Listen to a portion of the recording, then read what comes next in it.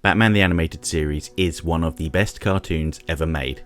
In fact, I'd go as far as saying that it is one of my favourite TV shows ever made.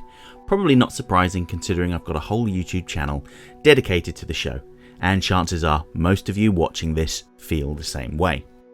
While the overall quality of the show is phenomenal, with moments that I will never forget for the rest of my life, Two-Face's dramatic reveal, Clayface's death, the Joker tormenting poor Charlie Collins, and so on, that doesn't mean that every episode is a gem. Take the subject of today's video, the one episode of Batman the Animated Series that I actively dislike. Let's talk about I've Got Batman in My Basement. In summary, it stinks.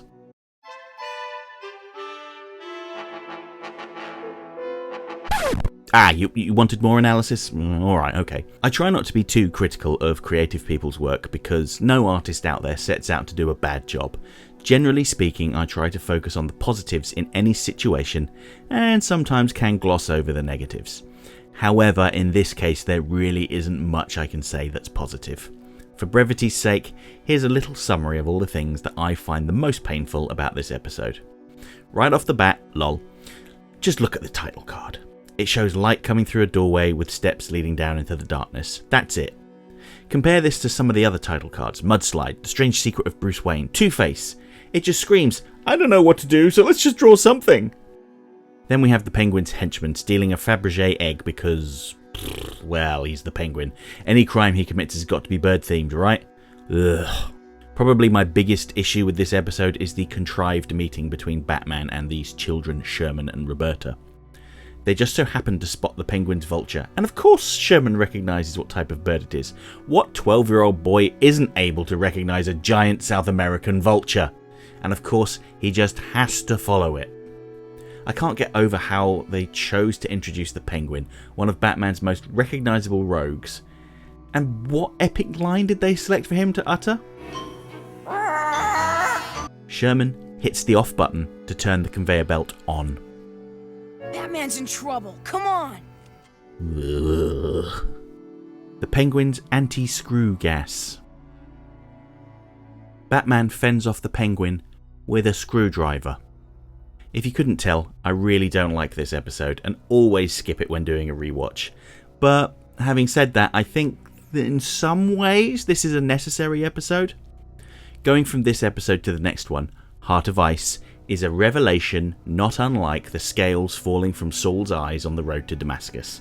Heart of Ice is a beautiful work of art that speaks to the nature of the human condition. It's about love, loss and hatred. I've Got Batman in My Basement is about a bunch of dopey, obnoxious, petulant kids home aloning it against the Penguin.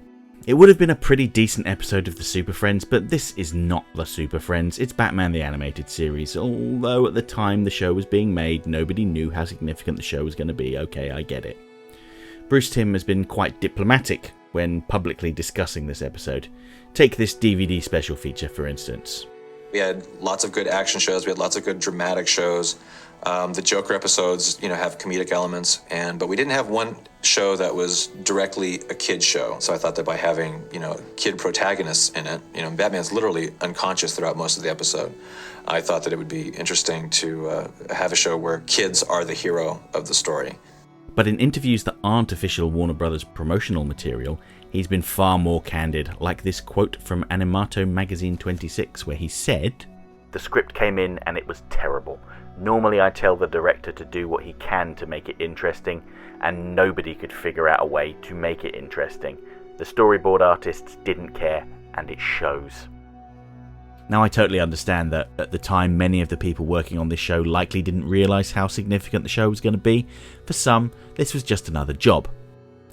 Something I've touched upon previously is the fact that in the early days of development of BTAS, things were quite challenging. You had artists like Bruce Timm and Eric Radomski who were trying to push the boundaries of what was possible in children's animation adventure cartoons.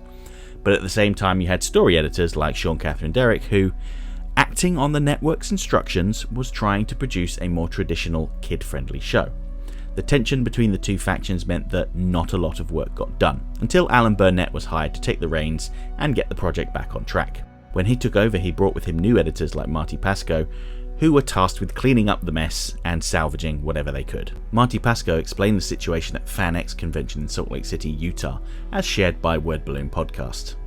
When I came aboard, there was a box of scripts, something short of 100. Wow. That represented several $1,000 write-off unless they could be salvaged. The day I showed up, they dumped this box in my lap and said, here, see what you can do with this. And after a week of struggling with them, I went back into Alan's office and I said, there's very little here that I can see, and I gave him notes and everything. And he said, all right, let me take a look at some things.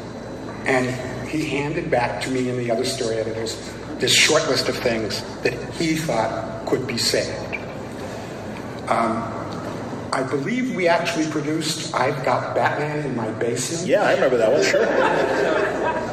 Yeah, that was one I wasn't too crazy about.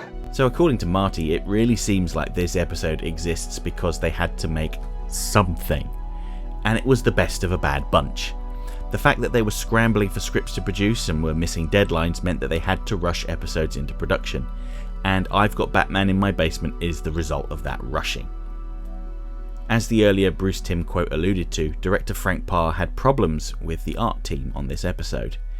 In the same issue of Animato magazine, Frank said, "I think that if we hadn't gotten Alan Burnett to come over, we would have had a lot more shows like this one. I had to get rid of most of these boards and start from scratch. It was very time consuming. Our schedule was so tight that small things got by." I had previously talked about how the creative team's enthusiasm for the Penguin waned, lol, after the mandate came down that they had to synergize as much as possible with Batman Returns. They had originally wanted to use a more comic book accurate version of the character, and it seems that their response to these orders was simply to just not use the Penguin very much, or shoehorn him in when they couldn't think of another villain to use. Outside of Birds of a Feather, the Penguin is completely interchangeable with any other criminal in his episodes. Any villain could have gassed Batman in this episode, and the story would have been fundamentally unchanged. The same goes for The Mechanic and Blind as a Bat, the two other Penguin-centric episodes. And I think that's another reason why those episodes, and I've Got Batman in My Basement in particular, are comparatively disappointing. There's just no psychologically engaging motivation in these episodes. This episode doesn't say anything. Yes, it's fun, it's light, but it's hollow. And that's not what Batman the Animated Series is about. The best episodes have stories that reveal something about the human condition.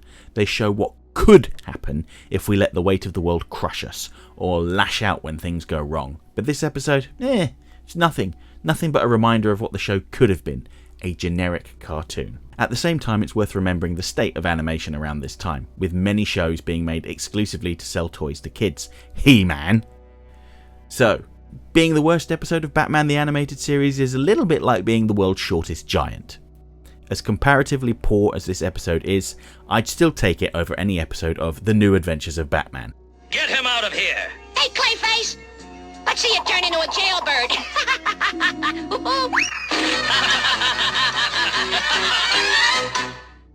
Although maybe that's a video topic for another time.